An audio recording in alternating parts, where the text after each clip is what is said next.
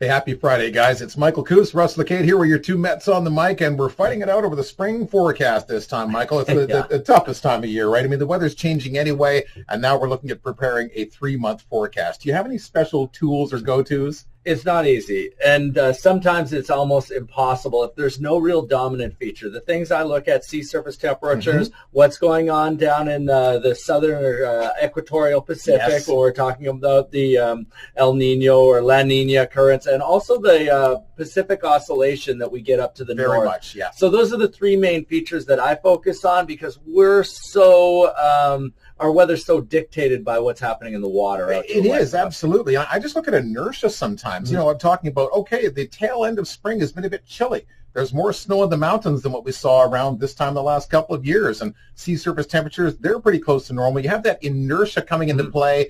I suspect the first couple of weeks of the new season will feel more like winter than spring.